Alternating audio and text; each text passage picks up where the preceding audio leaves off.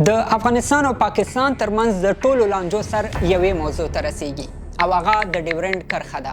خو ډیورنډ کرښه په افغانستان کې له امیر عبدالرحمن خان نه نیولې تر اشرف غني او طالبانو پورې ټولو افغانانو د سرحد په توګه نه ده منلې. د پښتنو ترمنځ د دې سل شوې کرښې په اړه پاکستان او افغانستان خپل دلایل او مشاهدې لري. په همدې خاطر دا کرښه له کلونو راهیسې همداسې جنجالي پاتې ده او په وار د کرښې په دواړو خواو کې جګړې هم رامنځته شوې دي. خو پوښتنه دا ده چې ولې افغانان د سرحد په توګه دا کرښه نه مني؟ راځئ نن همدې پوښتنې ته د ځینو مهمو تاریخي اسنادو په بنیاد ځواب پیدا کړو. قبضه شوې مځکه په دې معنا نه ده چې په راز معنا ده.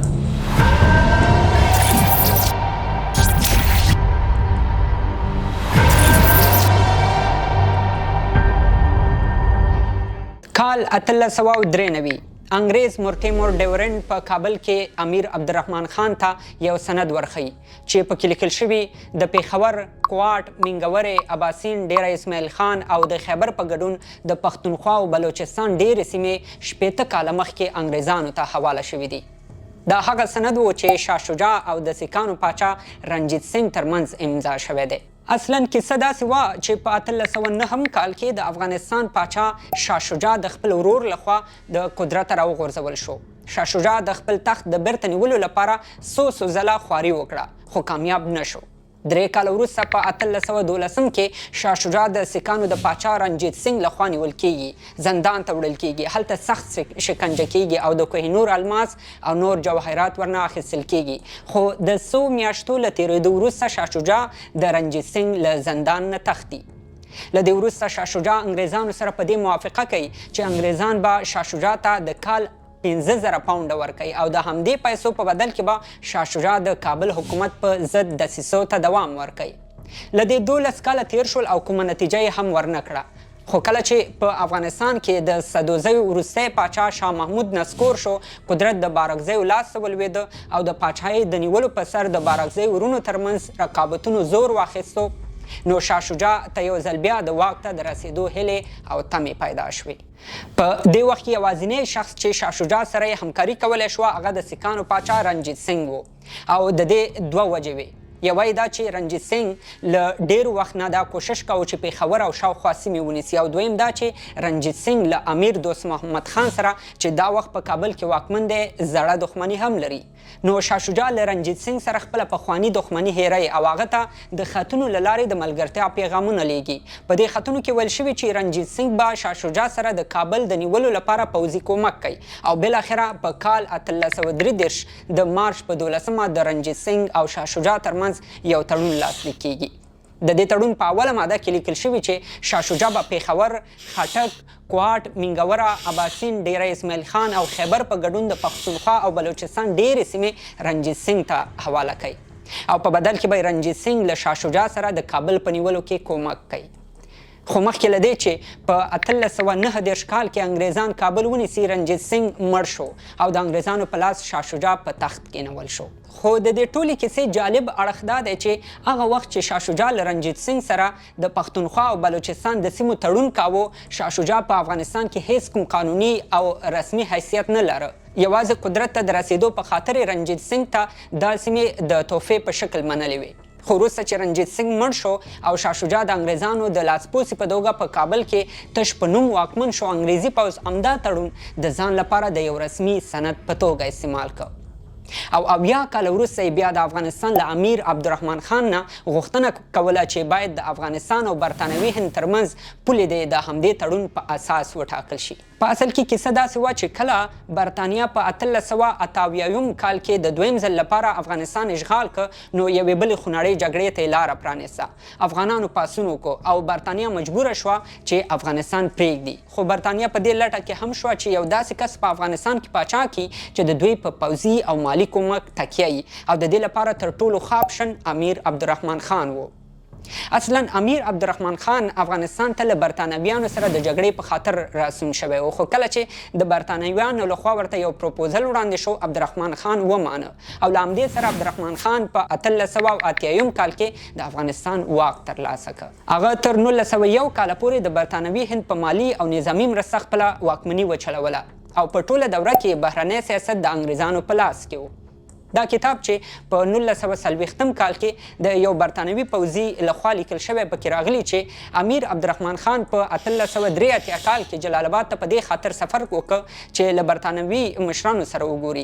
د دې لیدنې په اخره کې عبدالرحمن خان ته د کال 12 لکه روپۍ منظورې شوې وې چې د قبایلي سیمو د ساتنې او دفاع لپاره به استفاده کوي. دا هغه وخت دی چې روسیې یوه لویه ویره خپره کړې ده او هره ورځ د افغانستان مغربي سرحدونو ته ځان نږدې کوي.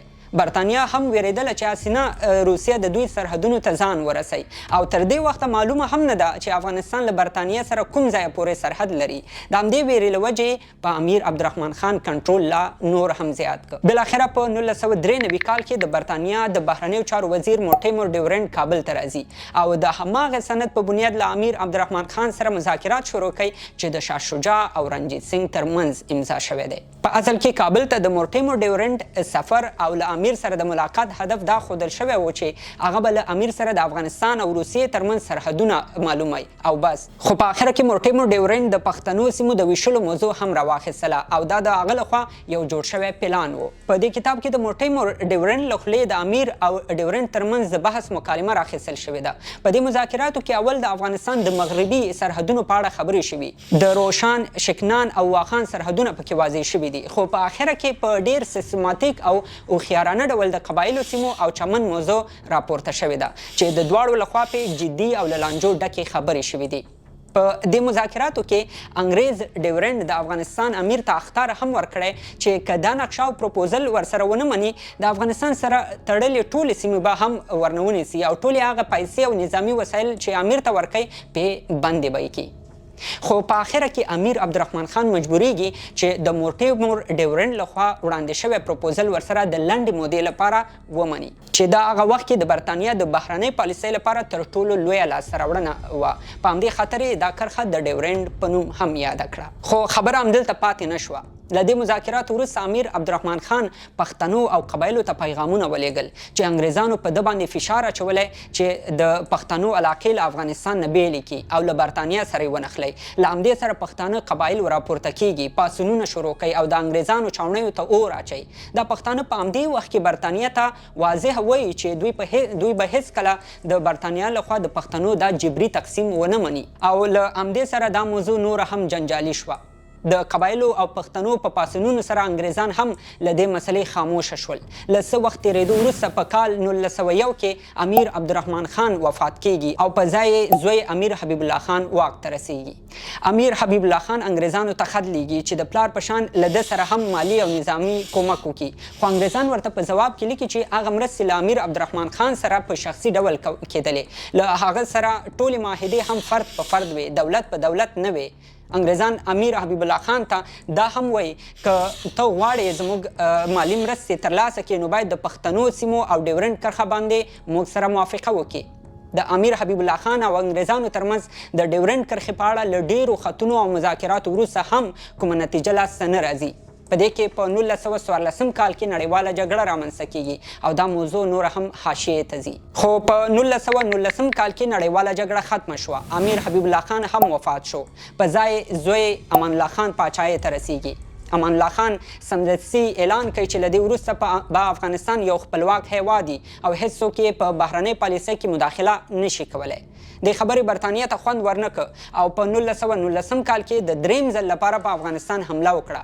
خو د یوې میاشتې جنګ وروسته د امان الله خان او انګریزانو ترمنځ په راولپنډۍ کې مذاکرات شروع شول. دا مذاکرات تر ټولو مهم وو ځکه په دې مذاکراتو کې افغانستان یو خپلواک هیواد وګڼل شو او ورسره خوا کې انګریزانو دا هم ومنله چې افغانستان سره مخکینۍ ټولې معاهدې له اشخاصو سره کړي وې چې له دې وروسته هیڅ قانوني ارزښت نه لري او بعد له دې به دولت په دولت معاهدې کیږي. خو له دې وروسته برطانیه بیا هم د پښتنو ډېرې سیمې له کوم قانوني سند بغیر لاندې کړې وې او د ډیورنټ مسله همداسې لانجمنه پرېښودل شوه. په دې کې کلونه تیر شول او بالاخره د ظاهرشاه واکمني راغله. په همدې وخت کې په 1940 کال کې هند خپلواکي واخیستله چې په ترڅ کې د پاکستان په نوم هیواد هم رامنځته شو. د پاکستان رامنځته کېدو سره ډیورنډ کرښه په یوې شدیدې مسلې بدله شوه. له دې 2 کاله وروسته یعنې په 1949 کال کې د افغانستان پاچا ظاهرشاه لویه جرګه راوغوښتله او په دې جرګه کې په لومړي ځل په رسمي او قانوني ډول افغانانو دا اعلان وکړ چې ډیورنډ کرښه په رسمیت نه مني او له همدې سره د پښتنو ترمنځ د دې ایستل شوې کرښې په اړه د افغانانو یو قانوني دریځ روښانه شو. خو پاکستان د لوی جرګې اعلان ته اهمیت ورنکړ او دا یې د پاکستان او افغانستان ترمنځ رسمي سرحد معرفي کړ. په افغانستان کې له ظاهرشاه وروسته داود خان، ببرک کارمل، حفیظ الله امین، نور محمد ترکی، ډاکټر نجیب، رباني، طالبانو، حمید کرزي، اشرف غني او دا د بیا هم طالبانو دا کرښه د سرحد په توګه نه ده منلې. اوس درې هغه دلایل دلته رااخلو چې افغانان یې د ډیورنډ کرښې د نه رسمیت لپاره استعمالوي. لومړی دا چې دا معاهده د دواړو دولتونو له هیڅ عدلي او قضایي ارګانونو نه وه تصویب شوې، حتی د افغانستان لوی جرګې ته نه وه وړاندې شوې چې هغه وخت لوی جرګې په افغانستان کې لوی قانوني حیثیت درلود. نو په همدې بنیاد هغه معاهدې په ټوله دنیا کې د منلو وړ نه دي چې د دولت د عدلي، قضایي او پارلماني ارګانونو نه یې پاس شوي.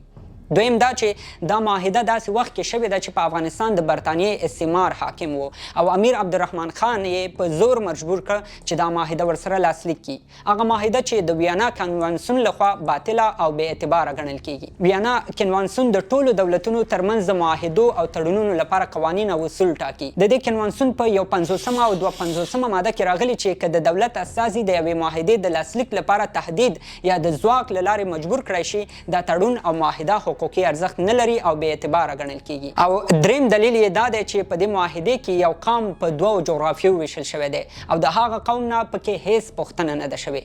که څه هم د برطانیې په یو کتابتون کې د ډیورنډ معاهدې لیکلی متن شته، خو تر اوسه داسې کوم سند نه دی خپور شوی چې پکې د امیر عبدالرحمن خان امضا ښکاره شي.